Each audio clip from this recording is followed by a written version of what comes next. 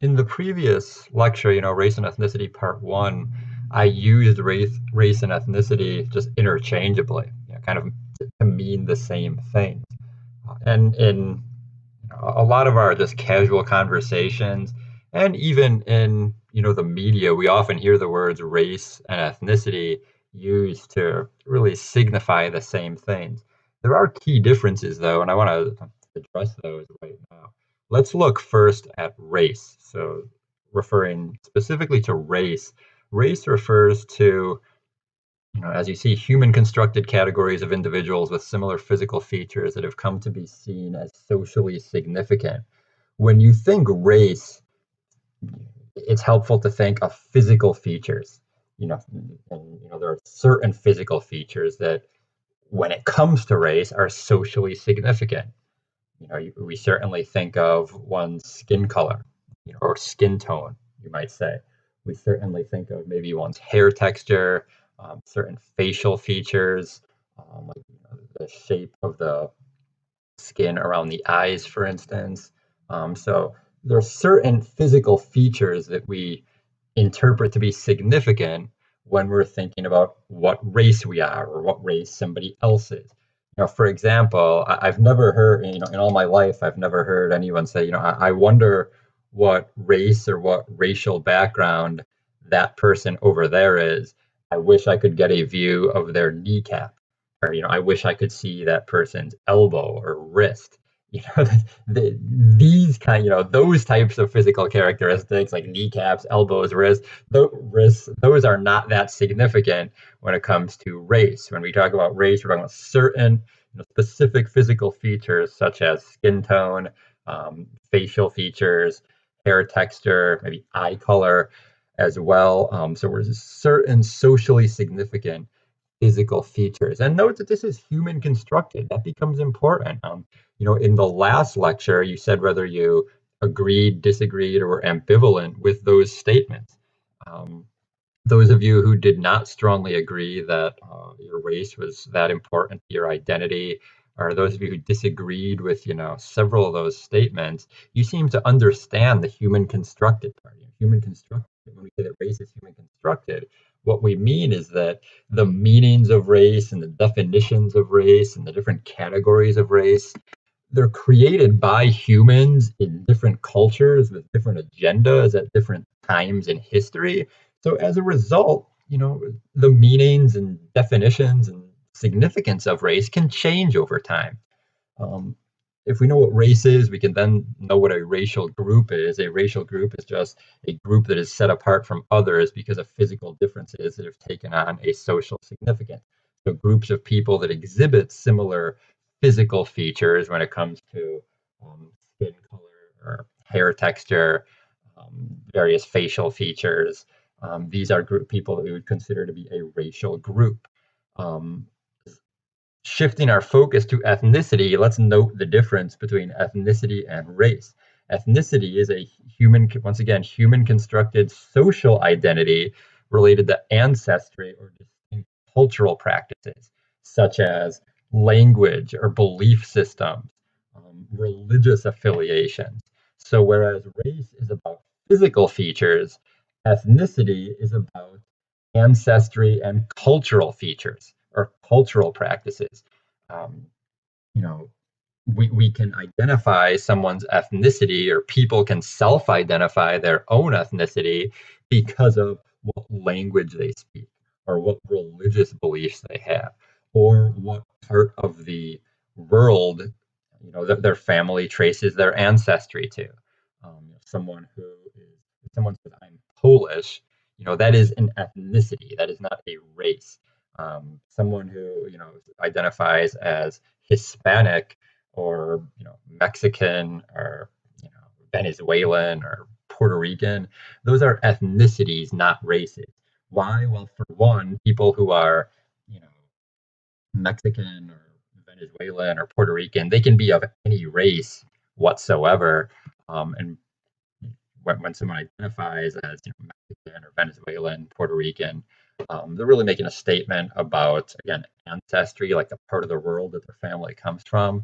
And then implied in that is going to be certain histories of language or belief systems or religion. An ethnic group, therefore, is a group of people who are set apart primarily on the basis of ancestry or distinct cultural practices. So it becomes important to note here that um, members of an ethnicity can be of any race. We can, if someone identifies as French, you can have white French people, black French people, multiracial French people, biracial French people. I mean, ethnicity really doesn't have anything to do with race. And on the other side of that coin, you can have people of the same race who are of different ethnicities. Think about the white race and all the different ethnicities within that. Someone can be white. You have white people who trace their ancestry to Italy. They speak Italian or Roman Catholic, and then you have white people who trace their ancestry to Scandinavia. They're more likely to be Protestant, not Catholic. They're more likely to speak either Swedish or Norwegian. Um, have different cultural practices than Italians. And if we look at the black race, you have multiple ethnicities within that too. I mean, not all black people speak the same language. Some speak Spanish, some speak French, some speak English. Have different religious beliefs. So people can be of the same race, come from different ethnicities, and people can be of the same ethnicity but have different races. Um, Last term I want to define here, at least in this slide, is minority group. I need to distinguish between a minority group, kind of when we talk about it in sociological terms, and then a minority group when we talk about it in mathematic terms. The definition you see there is a sociological, really the definition from social science, which is a group whose members have significantly less power and control relative to a dominant majority group. Minority group, when we talk about in sociology, is a group that is less privileged, less advantaged. Contrast that with just the standard kind of mathematic definition of minority group, which is any group that comprises less than 50% of a population. I bring that up to say that, a minority group sociologically is not always a minority group socially. Um, the example that is always pretty vivid in my mind is South Africa, leading up to during the time of apartheid, and then even after apartheid, where in the country of South Africa you had a nation that was around 85 percent black. South Africa is a country at the bottom tip of the African continent. About 85% of that country was black, but due to colonization and European settlement, about 8 to 9% of that country was white European, mostly Dutch, mostly people from the Netherlands. Um, so you had this 8 to 9% population of like white Europeans in South Africa, but they, during, during apartheid, and because of that, apartheid is a system of racial segregation. Um, because of that system, this 8 to 9% of white, Dutch people in South Africa, they controlled most of the wealth. They held all the positions in government because that's how the law was designed.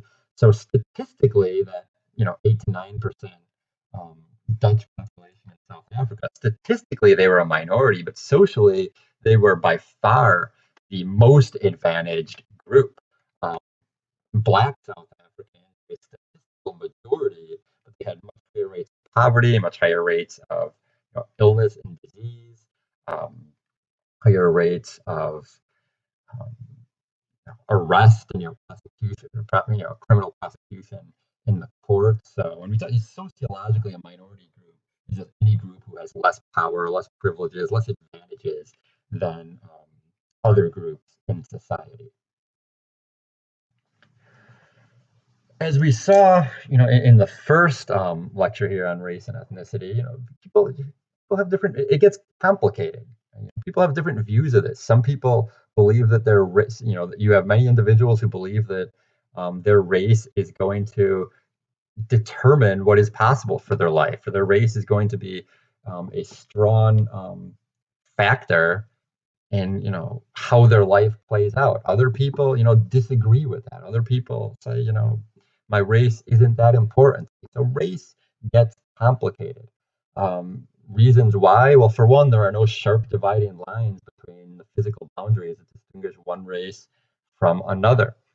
There's no rule book on this stuff. There's no handbook or scorecard that we can keep. Some people might look identical, but they might identify different ways. So there's no, like I said, these are human constructed categories. So there are no sharp rules or laws defining how someone should identify their race or how others should identify them. Secondly, people from different races produce offspring. We have people who are biracial, from two different races, people who are multiracial, from more than two different races. What do we categorize these offspring as? Again, it makes it complicated. It gets complex. Third, there's diversity. Even within a single racial category, there's great diversity.